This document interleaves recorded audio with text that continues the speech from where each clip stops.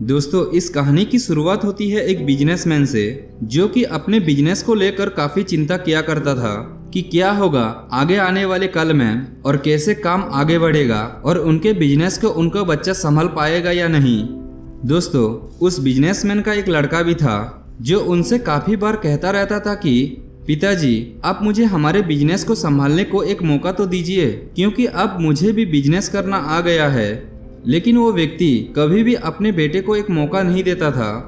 एक दिन इस बिजनेसमैन को दिल का दौरा पड़ जाता है और उसके चलते उनको अस्पताल में भर्ती किया जाता है। जैसे ही ये खबर उनके बेटे को पता चलती है, उनका बेटा दौड़कर अस्पताल में पहुंचता है।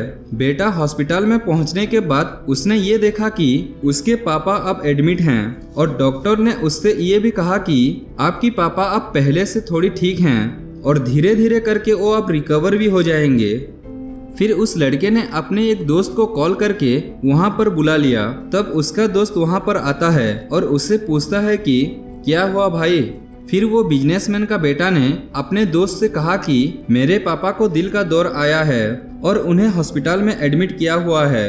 उसके बाद उस बिजनेसमैन का बेटा ने अपने दोस्त से कहता है कि चलना, जरा बाहर चल के आ जाते हैं, बहुत देर हो गई है इधर। और फिर वो दोनों हॉस्पिटल से बाहर चले जाते हैं। जब वो दोनों हॉस्पिटल से बाहर निकले तब उनको एक आइसक्रीम वाला दिखाई देता है। फिर वो बिजनेसमैन का बेटा ने अपने दोस्त से कहता है कि भाई आ जाओ, आइसक्रीम खाते हैं। ये बात को सुनकर उसका दोस्त थोड़ा चौंकता है और मन ही मन कहता है कि अरे ये क्या पागलपन है, पापा अंदर भर्ती हैं और ये यहाँ पर आइसक्रीम खाने की सोच रहा है। फिर उन दोनों ने आइसक्रीम खरीद ली और वो दोनों आइसक्रीम खाने लगे। लेकिन उसका जो दोस्त था ना, उसे ये रहा नहीं गया और उससे अपने दोस्त से पूछ ही लिया, भाई मुझे समझ में नहीं आ रहा है कि तुम्हारे बिजनेस का आगे क्या होगा और तुम्हारी पापा की तबीयत भी ठीक नहीं है और तू यहाँ आइसक्रीम खा रहा है, मुझे कुछ समझ में ही नहीं आ रहा है।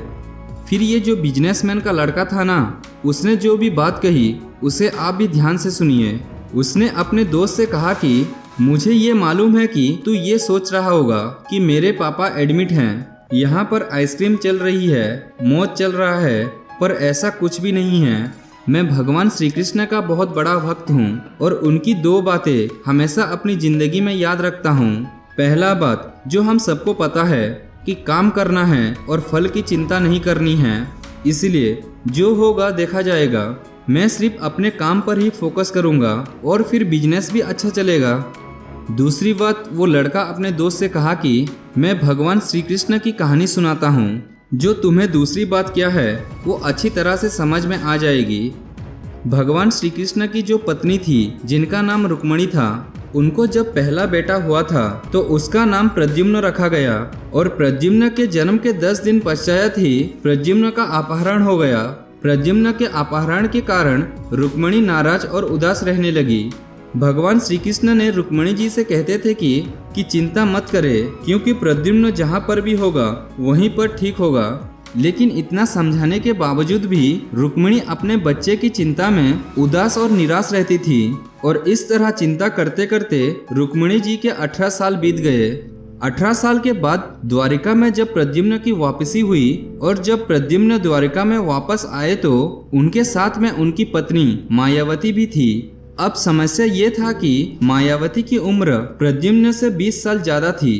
वहाँ रुक्मिणी पहले तो खुश हुई कि बच्चा वापस आ गया है और फिर से दुख हो गई, क्योंकि इतनी बड़ी लड़की से शादी की। इसीलिए रुक्मिणी ने फिर से भगवान श्री कृष्ण के पास जाकर कहने लगी कि ये क्या हो गया कि भगवान श्री कृष्ण जी ने माँ रुक्मिणी जी से कहा कि जो हो गया है उसको स्वीकार कर लो और आगे बढ़ो और चिंता मत करो। लेकिन रुक्मिणी ने ये कह रही थी कि बड़ी लड़की से शादी क्यों कर ली और यही लड़की मिली थी क्या, और इस बात को वो स्वीकार नहीं कर पा रही थी।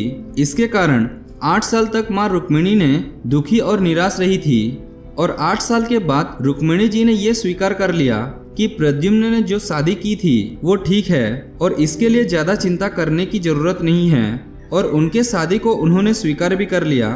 तो दोस्तों, एक तरीके से रुक्मिणी जी ने अपनी जिंदगी के 26 साल उदासी में बिता दिया।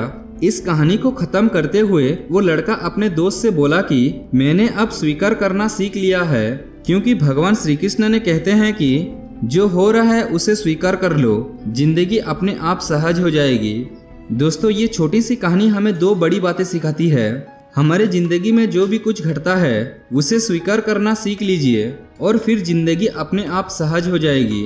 हमारे नियंत्रण में जितने भी चीज होगी उन चीजों पर तो हमें जरूर नियंत्रण रखना चाहिए, लेकिन जो चीज हमारे नियंत्रण से बाहर है उन चीजों को हम स्वीकार कर लेना चाहिए। अगर हमने भी स्वीकार नहीं किया तो हम भी माँ रुक्मिणी की तरह बहुत सालों तक उदास रह जाएंगे। तो दोस्तों, वीडियो आपको अच्छा लगने से वीडियो को लाइक और शेयर जरूर करना। मिलते हैं एक अगली कहानी में। Thank you, have a nice day.